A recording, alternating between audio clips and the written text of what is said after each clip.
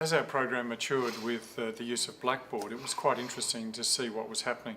Staff were using it more and more in the classroom, and girls were certainly using it more and more at home. But that naturally developed a segue to use the material in the classroom. Now, to use it in the classroom, of course, we needed a strong infrastructure of technology available to get access to Blackboard and the learning materials contained on it. And what we found was that we were putting more and more desktop computers in and around the school, both in labs and around every classroom.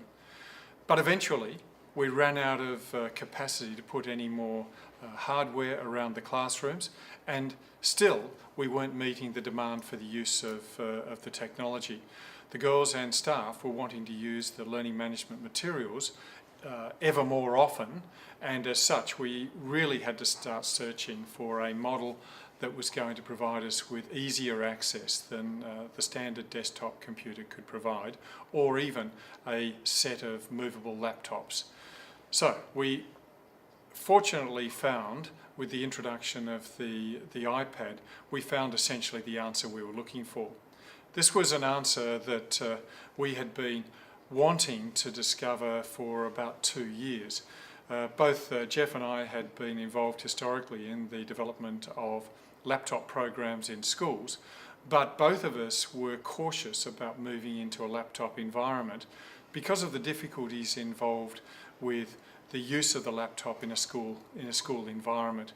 We were concerned about the weight of the laptops, we were concerned about battery life, and we were concerned about the frequent breakdown rates that happen with the machines in a school setting. But when we saw the iPad, we felt we had seen the technological item that we'd been waiting for. It was light, the batteries lasted, and it could be self-managed by the students without assistance from technical assistance at school. So the ability to be app run was a huge advantage as far as we saw from an educational perspective. We had a staff member who was in America at the time, and we asked her, actually Jeff asked her to contact or go to one of the stores and bring one back to Australia. So we had one back in Australia only a few days after the release in America, and it looked to us to fulfill all that we were hoping for. Light, flexible, the battery would last all day, but it was self-managed, and the screen size gave enough a landscape to really do the learning tasks as we saw them. It was really important for us that the iPad achieved a few basic functions, and what we've done within our program is not identified as an iPad MacBook program as such, but as a criteria-based program, as in, we need you to be able to do certain things. So the first one, of course, was you had to be able to access all the materials on Blackboard. Those materials were in Word, PowerPoint and Excel and PDF format for the most part. And we did extensive testing on the iPad, and it achieved all of that. And as Peter was alluding to, we managed to, for want of a better word, gain some real estate back in that we decommissioned 5 computer labs when we went one-to-one with the iPad. And we removed a large object in the desk that sometimes those big screens are almost a barrier between yourself as a teacher and the student. And we broke it down to a small light device that had access to all the materials we wanted. And as you'll see, we had some pretty remarkable statistics to back up the success of this program in terms of access to our Blackboard materials. Bringing the iPads into the school was really a very easy period for us. We really simply said to the girls and the parents, would they bring an iPad from years 5 through to 9, and for the girls in years 10, 11 and 12, we essentially said an iPad or a choice of computer. It was very interesting to see what the girls chose. About 98% of the girls chose an Apple computer, even though we showed no preference, and historically we had been a PC school. But the student choice drove the selection in a particular way. The parent reaction and the girl reaction to this program was very positive, and it really provided no great difficulties in bringing it about.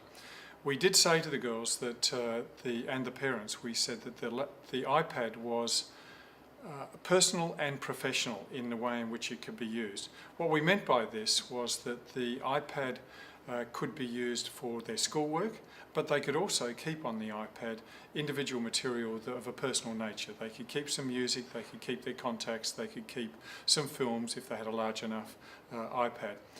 What this did was to ensure that the girls brought the iPad to school and had it with them all of the time.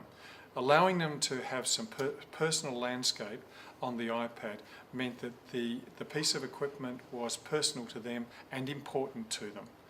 Whenever I present at a conference or talk to staff that visit our school and want to see and discuss our program, one of the questions I'm always asked is what if the girls play games on the iPad? And my standard response is, well, we usually ask them to stop. And it's as simple as that. It's just a purely classroom management issue, and I'm delighted to say that our girls have really taken the program and the responsibility that we've handed to them on board. In our everyday lives, everybody mixes their personal computing habits with their business computing habits, for want of a better description now. And it's our job to role model and help the girls make wise decisions when it comes to using personal computing. One of the very interesting byproducts of bringing the laptop and the iPads into the school was the exponential increase in the access that the girls made of the learning management system. That's in a sense the next part of the story, the phenomenal growth that we saw in the access to curriculum material because the girls had access through personal technology.